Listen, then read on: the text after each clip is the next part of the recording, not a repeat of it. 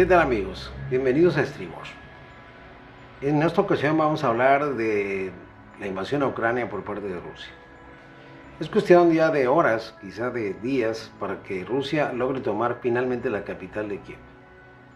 Esto no quiere decir que Ucrania resulte vencido. Es muy probable que posteriormente los ucranianos mantengan una especie de guerra de guerrillas y una resistencia civil, militar, que haga que la guerra se prolongue por mucho tiempo. Lo lamentable son las pérdidas civiles y la falta de acuerdos que permitan proteger a la población o que ésta reciba auxilio por parte de la OTAN, ya no digamos de los cascos azules, para poder proveerlos de alimentos y poder sobrevivir ante el asedio ruso. Vladimir Putin ha demostrado que no tenía interés en defender a su país. Lo que tenía era interés de recuperar Ucrania, como lo quiere hacer con el resto de las ex repúblicas soviéticas socialistas que se perdieron durante la glasnost y la perestroika, que en 1990 impulsara el propio presidente ruso de aquel entonces, Mikhail Gorbachev. Gorbachev ya no podía, se dio cuenta que Rusia ya no podía aguantar la situación de pobreza derivada del modelo socialista, que no solo en Rusia, en China y en otros países ha demostrado su más rotundo fracaso. El Estado no es un buen administrador y una sociedad donde no hay propiedad privada, donde no hay actividades comerciales, donde no se nos permite que los ciudadanos ejerzan con libertad estas actividades, pues lo que ha resultado es que caen en el más absoluto atraso. Pues a partir de 1990 se dieron esta serie de movimientos que derivaron no solamente en la separación de estas repúblicas soviéticas socialistas, sino además en lo que se conoció como la caída del muro de Berlín, que fue un parteaguas en la historia del mundo.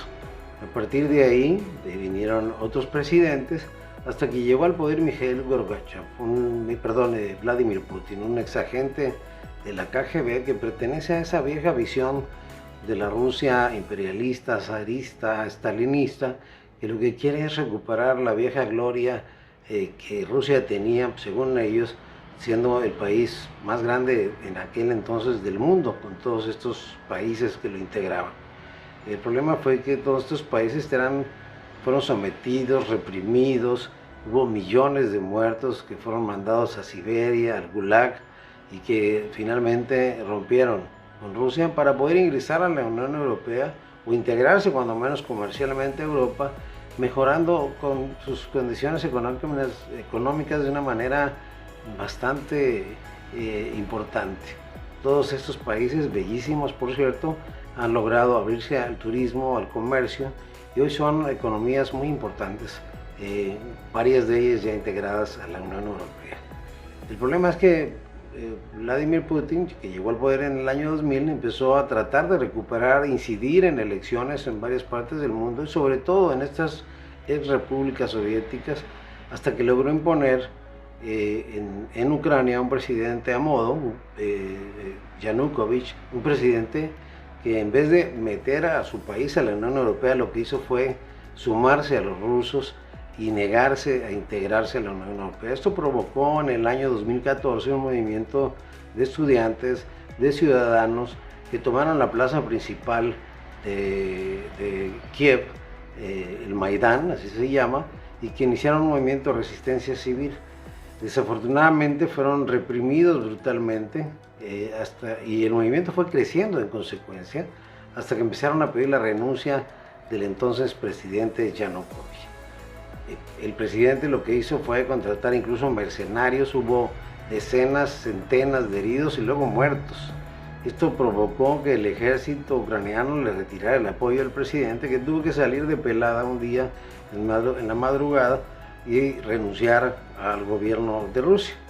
Posteriormente vinieron nuevas elecciones y en estas nuevas elecciones pues empezaron los ucranianos a definir su propio destino. En 2019 llegó al mando de este país, fíjense, un cómico,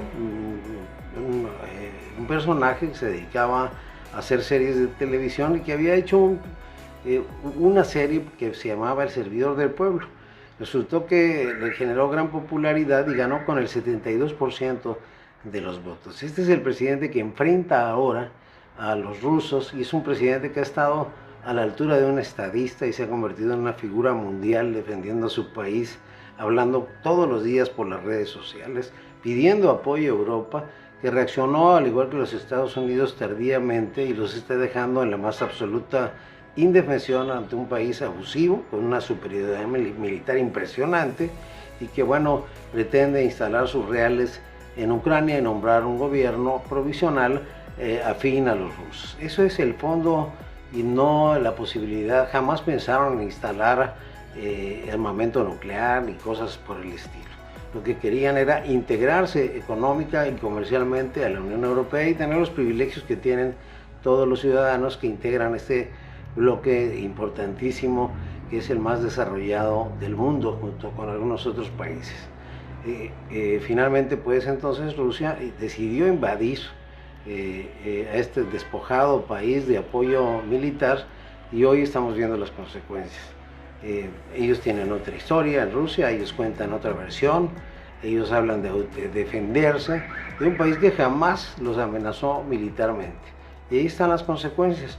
Hoy libran esta batalla y esto ha provocado que Europa y Estados Unidos impongan sanciones económicas de las que vamos a ver cuáles son los resultados. Yo no confío mucho porque Putin tomó previsión para este momento, dado que es el principal productor que abastece de hidrocarburos, de petróleo y de gas, por ejemplo Alemania. Entonces no va a ser fácil para ellos lograr esta ruptura económica de un día para otro con Rusia. Así que en los próximos días vamos a ver el desenlace de todo esto, vamos a ver si esta guerra, esta invasión se torna prolongada y vamos a ver cuánto Putin, a cambio de su popularidad, a cambio de ser ya un paria en la comunidad internacional, puede resistir a este movimiento. Ojalá que lleguen los acuerdos de paz, ojalá que Putin se conforme, digamos, cuando menos con las 12 repúblicas, las dos repúblicas separatistas que ya literalmente se anexó y deje a los ucranianos vivir en paz y a los ciudadanos integrarse comercialmente al resto de Europa. El gran tema de fondo es que el capitalismo, el libre mercado, las libertades que tiene Occidente son las que derrotan finalmente al socialismo, que además se derrota solo por el fracaso económico que ha demostrado a lo largo de la historia en los países donde se ha tratado de implementar, terminando por imponerse por la fuerza, terminando por reprimir las libertades y por perseguir a sus ciudadanos. Nos vemos entonces en una próxima edición de Estribor.